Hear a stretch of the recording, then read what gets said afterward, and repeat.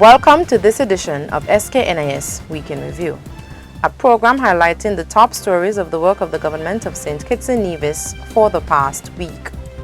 Here's a look at some of the highlights for the week of April 16th to 22nd, 2021. SKN consults on banning single-use plastics. Agriculture sector earmarked for enhancements. PM Harris encourages hotels to embrace more local dishes. And Met Office celebrates 50 years of public service.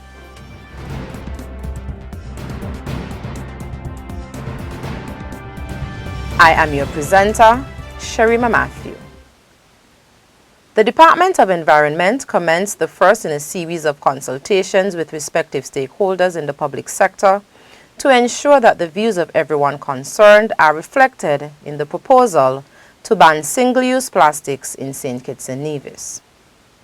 Permanent Secretary in the Ministry of Environment and Cooperatives, Sharon Rattan, welcomed the stakeholders and emphasized that active collaboration is key to a successful consultation.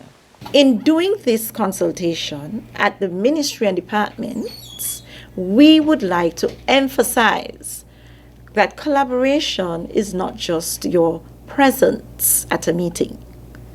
So I'm putting it out there to you. We want your voices to be heard, and we want you to share your concerns back with your departments and those within your reach.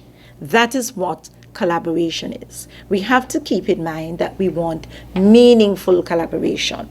Minister of Environment and Cooperatives, the Honorable Eric Evelyn, said that the stakeholder meeting was long overdue and timely. He noted that it is important to ban single-use plastics because a significant number of plastics are generated yearly, and this creates a burden on the Federation's landfill. He added that the plastics are not biodegradable, and so they will continue to be around for many years to come once they are not banned.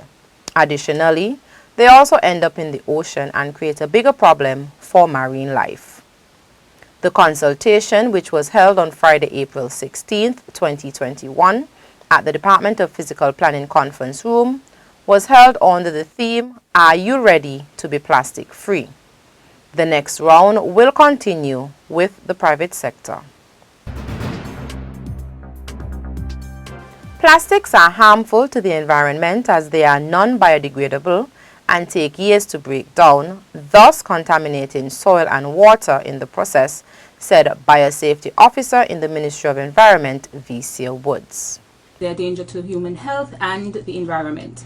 Okay, so when we say they're a danger to the environment is because when these plastics, most of the times they are improperly disposed of. Okay, when these plastics, because they don't break down immediately, they break apart into smaller pieces, and these smaller pieces are known as microplastics. When these microplastics make their way into the oceans, into the lakes, they become a part of our food chain because the marine life consume these tiny pieces of plastics. So in turn, when we eat these marine species, we in turn consume not only the species, but we consume the plastics and the toxins that they hold. Ms. Wood said that hazardous chemicals can be found in single-use plastic, food wrappings and containers, which have direct contact with the food humans consume, and that these chemicals may be introduced into the body. She noted that because of the harmful effects plastics have on the environment and human health, the ban on single-use plastics becomes even more necessary. Ms. Woods added that banning single-use plastics will reduce marine and land-based plastic pollution, as well as reduce the amount of waste going to the landfill and associated greenhouse gas emissions.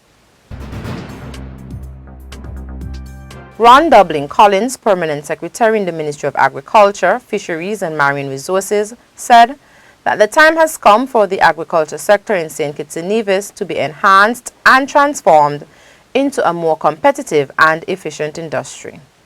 For us, this is a time of enhancement, a dispensation of transformation, and an era of reform. We have embarked on policy response that will comprise of increasing local production while concurrently reducing the importation of crop and livestock products. The COVID-19 crisis has, for us, stimulated a high degree of urgency and greatly fueled our focus to the need to enhance and to transform our food and agricultural system so as to achieve a greater degree of food self-reliance and reduce the food import bill. P.S. Dublin Collins said that technology in farming can play a great role in adding value to the sector as well as improving the Federation's food security.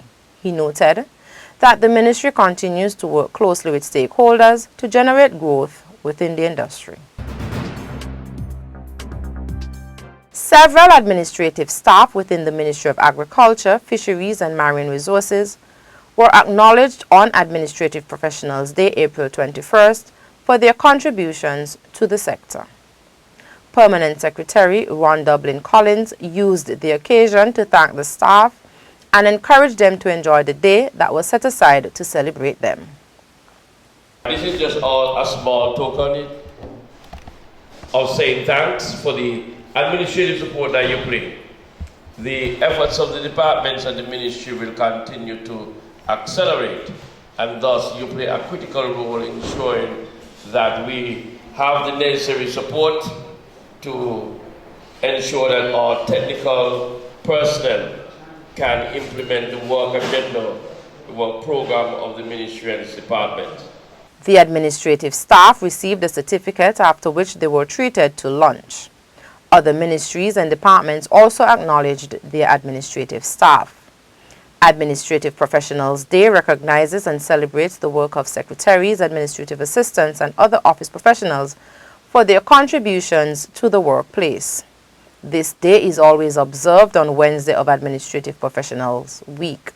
This year, the week was celebrated from April 16th to 24th. The global tourism industry is beginning to pick back up as more and more persons take a jab against the COVID-19. Tourism officials in St. Kitts and Nevis are working tirelessly to boost stayover visitors, with emphasis placed on offering an authentic Kittitian experience. One suggestion that has been embraced by Prime Minister Dr. the Honorable Timothy Harris is having local food featured on the menu of hotels in the Federation. The idea was proposed during the April 21st edition of Leadership Matters. There's no reason why you can't have a local dish at least once per week as part of the menu. I think this is where we need to go. You must always find something local in every menu in every hotel in St. Kitts and Nevis. The Prime Minister singled out Park Hyatt St. Kitts for being tremendously helpful to local producers, particularly fisher folk. The hotel features fresh local fish at Fisherman's Village. Carleen Henry Morton, Permanent Secretary in the Ministry of Tourism, Transport and Ports, congratulated the St. Kitts Department of Meteorological Services for 50 years of service to the island's population and encouraged the staff to maintain a spirit of excellence when performing their duties. Mrs. Henry Morton extended the commendation on Sunday, April 18, 2021, as she worshipped with the department's staff at the Antioch Baptist Church at Limekeel Commercial Development. Her comments were made on behalf of the Minister of Ports, the Honorable Lindsay Grant, who was unable to attend the service to deliver remarks. The Met Office, as it is commonly called, monitors and provides weather forecasts. It also handles air traffic control for the RLB International Airport. The Permanent Secretary said that the services provided by the Met Office are particularly important given the changing global environmental conditions. The need for accuracy still remains paramount, and the staff at the Meteorological Services strives to deliver reliable and dependable results, recognizing the implications to safety in aviation and the potential impact on lives and livelihoods from accurate weather information. The theme for this year's celebration is Service with Accuracy and Reliability, St. Kitts Meteorological Service at 50. St. Kitts and Nevis continues to highlight the contributions of women in the information and communication technology ICT field and promote professional development opportunities for young women by hosting a Girls in ICT Week of activities from April 22nd to 29, 2021. The Week of Activities celebrates the International Girls in ICT Day, which took place on April 22nd this year. The day was established by the International Telecommunications Union (ITU) and is celebrating its 10th anniversary. One of the highlights of the week was Girls in ICT Live Dialogues, Girls Learn from Women Influencers in ICT. The theme for this year is Connecting Goals, Creating Brighter Futures. Thanks for viewing SKNIS Week in Review. I am Sharima Matthew. See you next week as we continue to update you, the general public, on what's happening in and around the Federation.